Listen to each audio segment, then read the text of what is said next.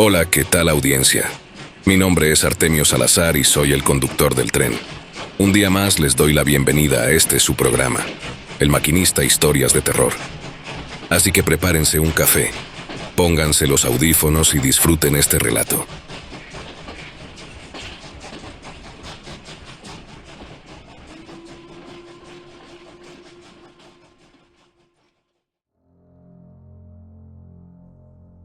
Los muertos no deberían regresar. Ese algo no era ni Dios ni el diablo, aunque provenía de lo que debe ser lo más cercano a ese gran más allá descrito en las escrituras religiosas. Sabiendo lo que sé ahora, desearía no haber nacido jamás, pues esa es la única forma de escapar de todo esto. Desde el momento en que llegamos a existir, no hay salida, y he sido maldito por mi pecado de desafiar la naturaleza, a enfrentar el lugar que viene después de la muerte, un lugar que ya es lo suficientemente tortuoso para aquellos que sí siguen las reglas, pero para nosotros será mucho peor. El 31 de enero del año 2025, mis colegas y yo fuimos testigos de un evento inexplicable según las leyes de la naturaleza, o al menos, inexplicable según nuestras leyes de la naturaleza. Con esto quiero decir que existen hilos ocultos que mantienen unida nuestra realidad, hilos que ni siquiera la ciencia futurista de esta agencia ha abordado, hilos que nos atan a otras realidades y a lugares más allá de la realidad. Hilos de magia para nuestras mentes primitivas. Y digo todo esto como un bioquímico, como un hombre pragmático. Sigo siendo ateo. Esa es la peor parte. Verás, ninguna religión contempla lo que experimentamos. El sujeto 147 murió el 26 de enero y fue resucitado el 31 de enero. No era nadie especial, un hombre común que murió de una manera extraordinariamente terrible mientras hacía senderismo. Tropezó y golpeó su cabeza contra una roca, sufriendo un traumatismo craneoencefálico fatal. El 147 fue uno de los muchos sujetos recientemente fallecidos, incluidos en este ensayo médico. Un ensayo orquestado por mi rama gubernamental, cuyo nombre permanece en el anonimato. De alguna manera, buscábamos conquistar la muerte, pero esto no se trataba tanto de alcanzar la inmortalidad, sino de revertir tragedias, ayudar a quienes han muerto por causas antinaturales, como la herida en la cabeza del 147. Utilizamos tecnología muy por encima de cualquier cosa accesible en el mundo moderno, en el mundo público, de máquinas y medicina. El 147 fue uno de muchos sujetos aparentemente condenados al fracaso. Trabajamos sin descanso para revivir al paciente, pero los días pasaron y su cuerpo se deterioró. Aún así, luchamos contra la naturaleza, reparando el daño en su piel, cerebro, pulmones, corazón y demás órganos. El tiempo era esencial. Después de todo, incluso nuestro avanzado procedimiento científico tenía limitaciones. En cualquier hospital público, te dirían que, después de unas pocas horas, un paciente fallecido no puede ser revivido. Pero esto no era un hospital público. Era un lugar profano. Y por nuestro acto de desafío contra el mundo natural y contra ese otro lugar, mis colegas y yo arderemos en un sitio más oscuro que el mismo infierno. En realidad, ya ni siquiera creo que el infierno exista. Pienso que es solo una fantasía cómoda que nuestros ancestros inventaron para distraerse de la verdadera vida después de la muerte. Algo mucho peor. No quiero desviarme demasiado en una disertación sobre diversas ideologías religiosas. No sé si algún texto sagrado tiene razón. Lo único que sé es que algo existe. Lo he visto. He visto a dónde van las almas a descansar. Se encuentra más allá, por debajo, por encima y entre los mismos átomos de nuestra realidad. Por eso algunas personas aún sienten la presencia de sus seres queridos fallecidos. A las 7:17 de la noche del 31 de enero, el sujeto 147 se incorporó de golpe. No pronunció ninguna revelación trascendental. Lo único que dijo, o mejor dicho, gritó, fue: «¡No!». Una docena de doctores, cual modernos Frankenstein, contuvieron la respiración mientras admiraban su creación. Éramos brujos y hechiceros de la ciencia, observando al 147 como si fuera un simple espécimen en una placa de Petri, en lugar de un ser humano. Para ese momento, el 147 debería haber sido un cadáver hinchado, pero la descomposición se había detenido, o incluso revertido, gracias a la hechicería médica y tecnológica de nuestros doctores. El sujeto 147 era una maravilla médica, sin duda alguna. Pero estábamos olvidando que también era una persona, un alma. Me quedé sin palabras en un rincón de la habitación, mirando sin rumbo mientras mis colegas se apresuraban hacia la mesa. La resurrección siempre había sido el objetivo, pero hasta ese instante solo la había concebido como una hipótesis. Me costaba aceptar la realidad de la situación. Antes del sujeto 147, ningún ser humano en la Tierra había estado clínicamente muerto por más de 17 horas, por una muy buena razón. La siguiente transcripción proviene de la grabación en video realizada ese día, evidencia que, al igual que todo lo que te he contado, es clasificada. Pero nada de eso importa ya. Todo se desvanece ante la grandeza del más allá. Vive tanto como puedas. Fueron las últimas y escalofriantes palabras del sujeto 147. Y entonces, lo último que quedaba de su rostro dejó de ser algo. Desapareció por completo, sin dejar rastro alguno sobre la mesa de operaciones. No quedó nada que demostrara que alguna vez estuvo allí, ni siquiera aquella sustancia gaseosa que Glenfield más tarde llamaría su alma. La niebla se disipó con un estruendo similar al que habíamos escuchado antes, y la luz volvió al pasillo exterior, junto con el resto del mundo. Nos tomó bastante tiempo reunir el valor para explorar, por supuesto, pero lo hicimos. Y de inmediato, pusimos fin a todos los experimentos con los sujetos fallecidos restantes. El sujeto 147 fue revivido a las 8:17 de la noche del 31 de enero del año 2025. Desapareció a las 8:26 de la noche del 31 de enero del año 2025. No sabemos qué nos ocurrió durante esos 9 minutos, ya que las grabaciones de seguridad del laboratorio y del pasillo principal quedaron completamente en negro durante ese tiempo, como si la niebla hubiera sido aún más densa de lo que imaginábamos. Y aunque registramos el audio completo del experimento, el archivo parece estar corrupto. Después de que el doctor Thatcher nos ordenara a Glenfield y a mí que lo siguiéramos, nuestras voces dejan de escucharse. En su lugar, el sonido que se reproduce no concuerda en absoluto con lo que vimos y oímos dentro de aquella habitación. Susurros bajos en una lengua que no coincide con ningún idioma conocido en la Tierra. Tal vez no sean susurros en absoluto, como algunos de mis colegas han sugerido, pero para mí suenan como una voz. Una voz que es a la vez aguda y grave, como aquel sonido infernal que nos arrastró al bucle espacial. Sin embargo, la voz del sujeto 147 se registró con total claridad. Fue la única voz nítida en toda la sala. Y lo más perturbador es que el micrófono captó palabras que todos los médicos presentes juran que nunca escuchamos salir de los labios del paciente. «Líbralos del abismo», gritó, instantes antes de plegarse hasta desaparecer. Hablaba de ese otro lugar. Lo sé. El lugar que es aún peor que su eterno tormento de vacío. El lugar que me reclamará cuando muera. Incluso con mi mente aterrorizada, estoy seguro de que sigo sin comprender del todo el destino que me espera. Un infierno que escapa a la comprensión humana. Y los registros indican que el sujeto 147 era un hombre bueno, sin antecedentes criminales, sin signos de comportamiento pecaminoso, de esos que las religiones usarían para justificar su sufrimiento infinito. Y aún así, su alma estaba condenada a existir en una nada perpetua. Tu brújula moral no significa nada.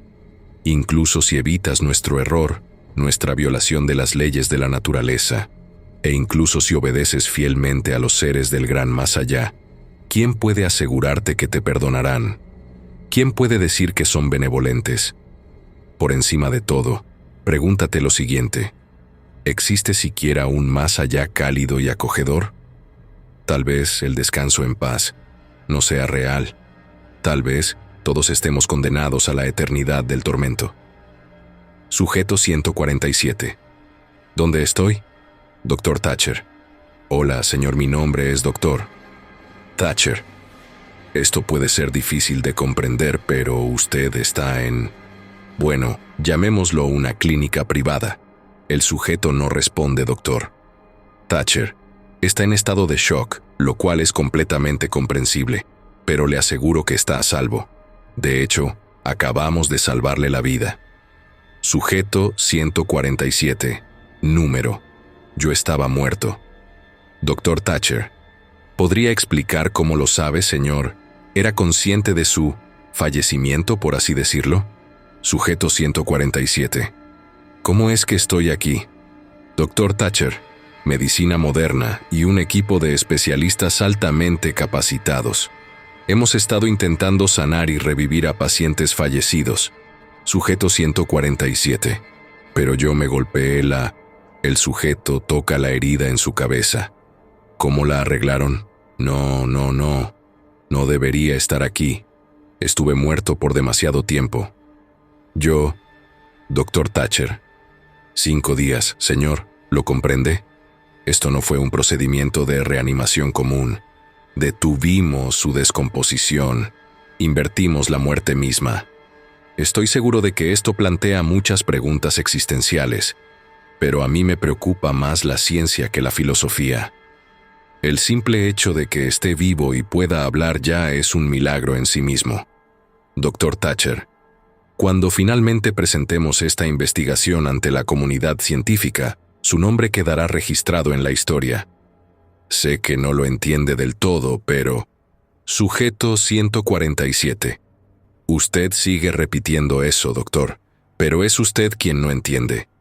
No deberían haberme traído de vuelta. No dejan de decirme que estuve muerto por demasiado tiempo. Dr. Thatcher, entiendo que esta debe ser una experiencia increíblemente estresante para usted, señor, pero le prometo que no tiene nada que temer. Está sano. Su cuerpo se mantuvo alejado de... Sujeto 147. ¿Quieres saber sobre mi experiencia con la muerte? ¿Quieres saber lo que vi? Dr. Thatcher. Bueno, como dije, soy un científico, no un filósofo. Estoy intrigado, por supuesto, pero serán otros quienes decidan si sus recuerdos deben considerarse fenómenos espirituales o psicológicos. Personalmente, creo que mientras su cuerpo se apagaba en el momento de la muerte, su cerebro debió haber disparado. Sujeto 147. No estoy hablando de mi cerebro. Tampoco estoy hablando de mi cuerpo. Estoy hablando de... Bueno, ni siquiera sé si creo en un alma. Solo sé que estuve en algún lugar. Un lugar oscuro entre lugares. Aquí, pero no aquí. Flotando en la negrura. Tratando de gritar, pero sin boca para liberar el sonido. Sin nada más que la oscuridad y mis pensamientos. Dr. Thatcher. Bueno, será una conversación fascinante para tener con expertos en religión y filosofía. Pero yo soy bioquímico, señor. Me interesa más la... Sujeto 147. La ciencia, sí, lo sigue repitiendo. Pero le estoy diciendo que estuve en algún lugar. Y por oscura que haya sido ese lugar, hay otros aún peores. Los he visto. Dr. Thatcher, vaya a buscar a la doctora Rawls mientras yo sigo hablando con el sujeto. Sujeto 147. Mi nombre, y no me está escuchando. Dr. Thatcher. Por favor, cálmese, señor. Debe vigilar sus niveles sanguíneos. Su cuerpo ha sufrido un trauma masivo. Cuando llegue la doctora Rawls, le hará algunas pruebas para evaluar sus funciones corporales. Mientras tanto, quiero que sepa que sí lo estoy escuchando, pero ahora mismo no está pensando con claridad. Como dije, es comprensible. Ha logrado algo que el cuerpo humano no debería ser capaz de hacer. Sujeto 147. Sí. Finalmente estamos de acuerdo en algo.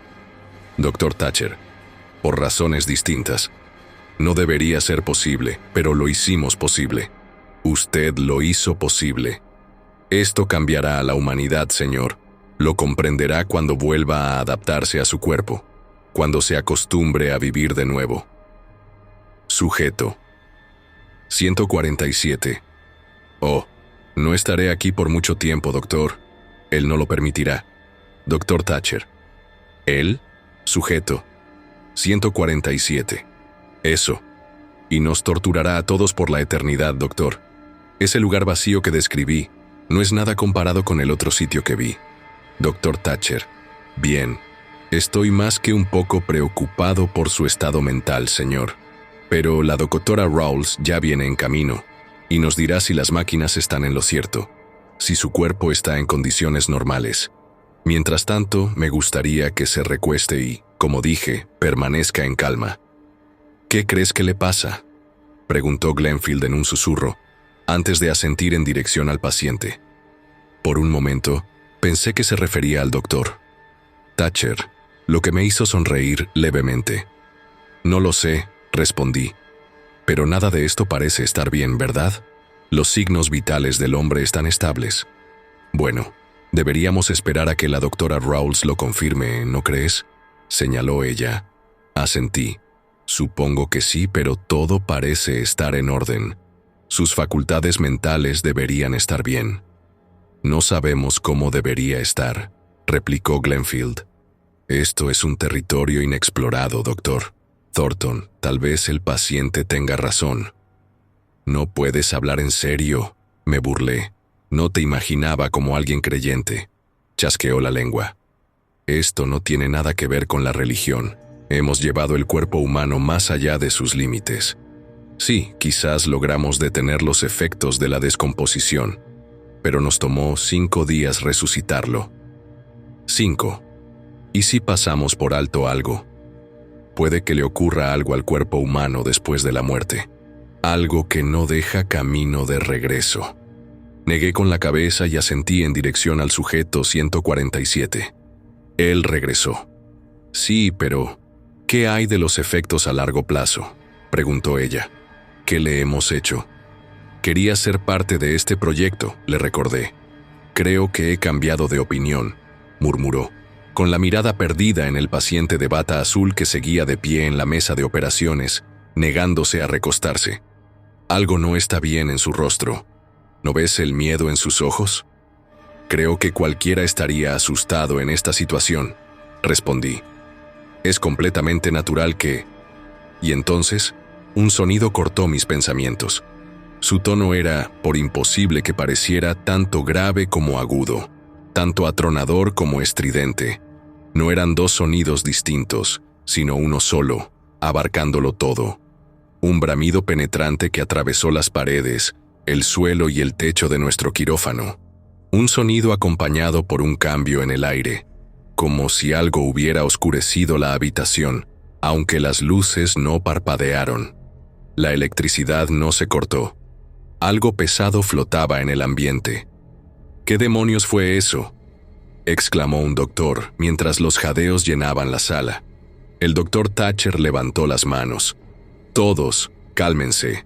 Recuerden que están realizando pruebas H76 en el piso de arriba. Eso no solo vino de arriba, replicó otro doctor entre el murmullo creciente.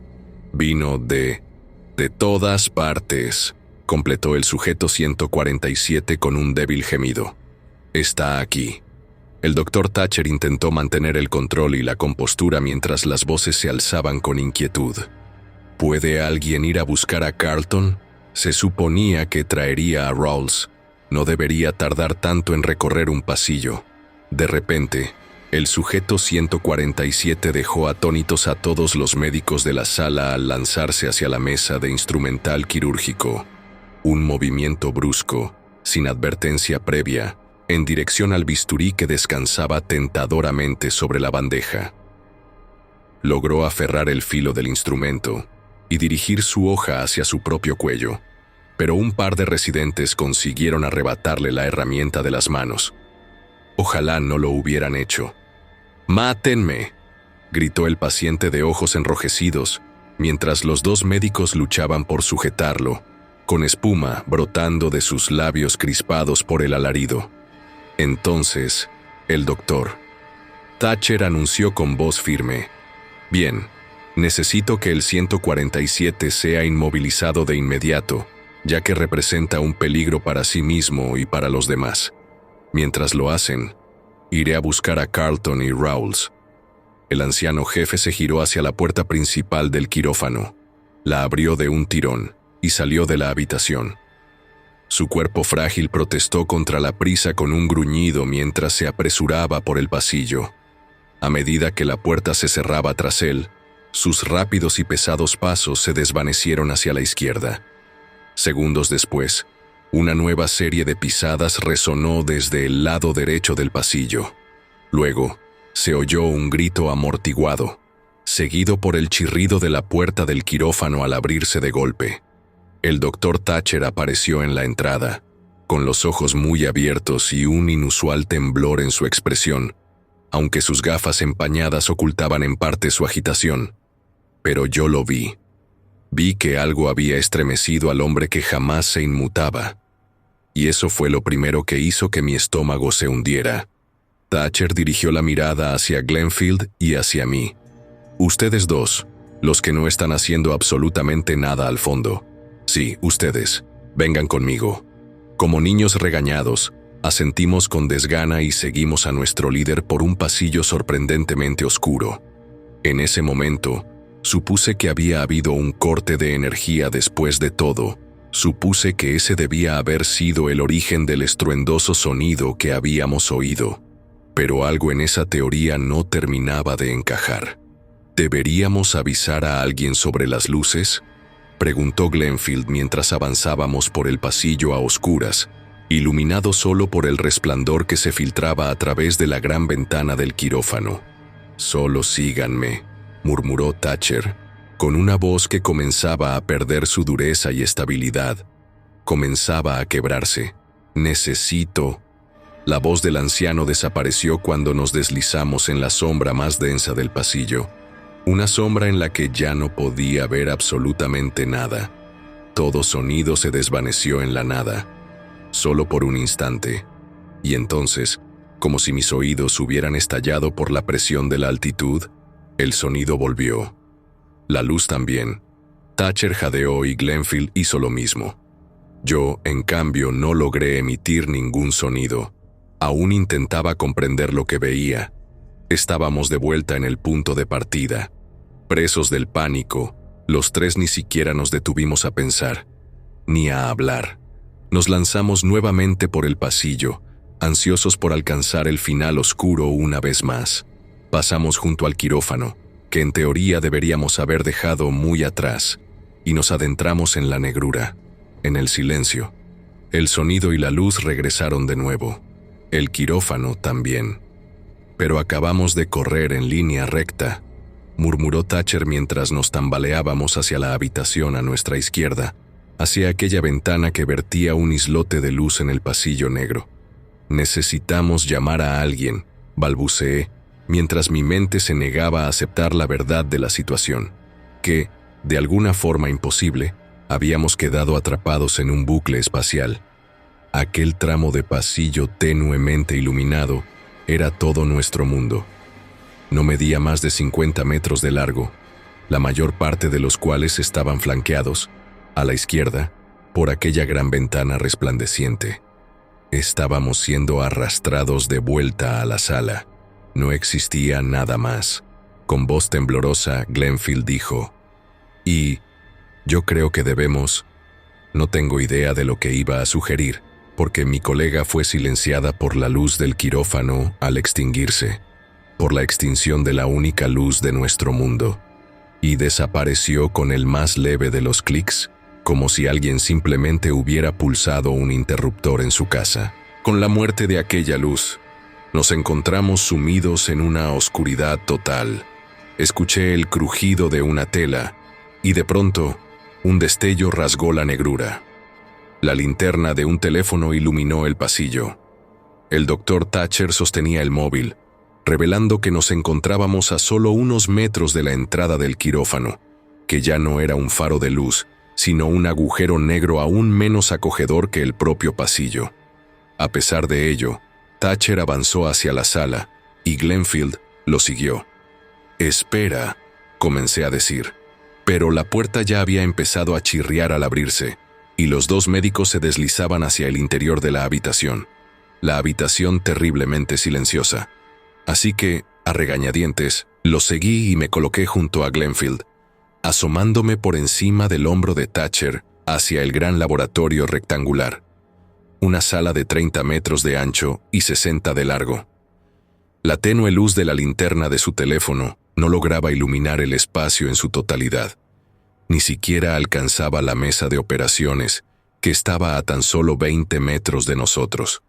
«¿Hola?», llamó nuestro líder, con una voz que ya no sonaba fuerte, sino frágil y quebradiza. Y entonces hubo respuestas, sollozos, tan débiles que, al igual que la luz del teléfono, apenas llenaban el inmenso espacio. Era difícil localizar el origen del sonido, pero avanzamos con cautela por la habitación, hasta que el doctor Thatcher finalmente enfocó su linterna sobre nuestros colegas desaparecidos. 8 médicos temblorosos estaban sentados en el suelo, acurrucados contra la pared derecha del quirófano. Sus ojos se clavaron en el resplandor de la linterna de Thatcher, y todos sacudieron violentamente la cabeza de un lado a otro. Parecían estar advirtiéndonos que no hiciéramos ningún ruido. Aún sin ver el rostro de Thatcher, escuché cómo inhalaba, cómo se preparaba para hablar. Pero, afortunadamente, el hombre se contuvo cuando comenzaron los sonidos húmedos y pegajosos. Sonidos mucho más nítidos que los sollozos ahogados de nuestros colegas, y mucho más fáciles de ubicar. Thatcher de inmediato dirigió su luz hacia la mesa de operaciones, pero la oscuridad no se dejó perforar. La linterna del teléfono apenas servía de algo, pero además parecía que una neblina negra se había apoderado de la habitación, como si, de algún modo, pudiéramos ver menos y más de la realidad al mismo tiempo. Nos acercamos hasta que finalmente el haz de luz alcanzó el borde de la mesa. Finalmente iluminó al sujeto 147. En el mismo instante en que la luz tocó su cuerpo, los sonidos cesaron. Solo podíamos ver su perfil, y me sentí aliviado al comprobar que su rostro no había cambiado demasiado.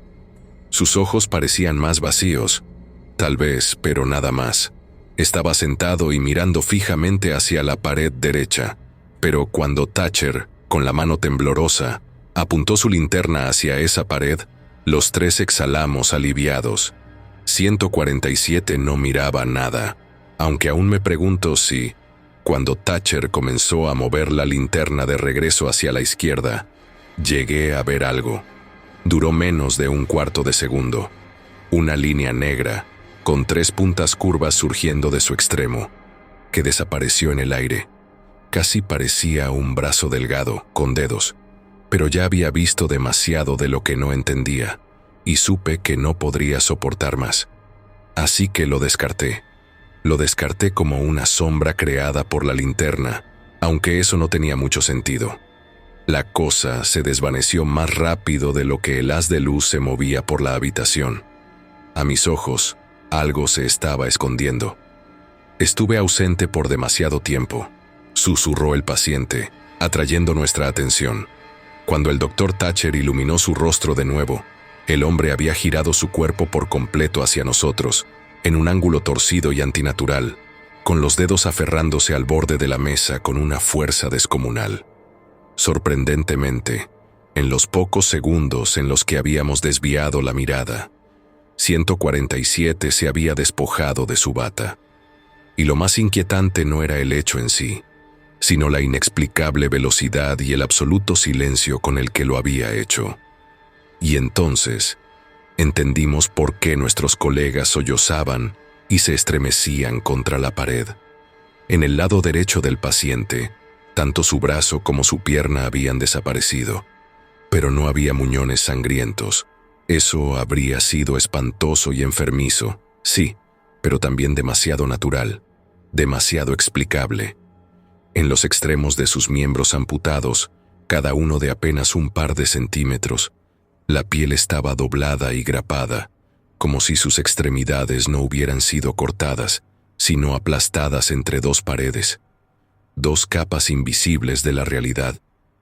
¿Por qué no me dejaron morir?, gimió 147. Antes de que Thatcher pudiera disculparse o responder de alguna manera, ocurrió algo que jamás podré borrar de mi memoria. El aire mismo de la habitación, impregnado por aquella neblina tenue, se partió. Se desgarró como una herida abierta, creando una grieta entre las mismas partículas de la materia. No era un desgarro grande, apenas una incisión delgada, como un corte de papel, menos ancha que un cabello, pero innegable. Un pliegue en la realidad por el que esperaba que emergiera aquel brazo de 3 puntas, una figura que quizás ni siquiera había visto realmente, una figura que, tal vez, jamás existió en primer lugar.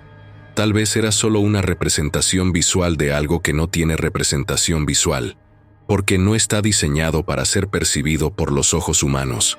Todo ocurrió de repente. Los miembros restantes del sujeto 147 fueron devorados por la segunda grieta, que se cerró sobre su piel mientras él lanzaba un alarido desgarrador. Y entonces, las heridas comenzaron a encogerse, a contraerse y a plegarse sobre sí mismas, doblando el cuerpo del paciente hacia adelante, plegando a 147 dentro de sí mismo. Y mientras nuevos desgarros surgían en el aire, aplastando lo que quedaba del pobre hombre hasta dejarlo como una hoja de papel, sus labios se abrieron. Fue un instante breve, apenas captado por la escasa luz de la linterna de Thatcher, pero vimos lo suficiente, vimos demasiado. Vimos cómo un gas translúcido escapó de la boca abierta del paciente, solo para ser devorado por la última de las heridas.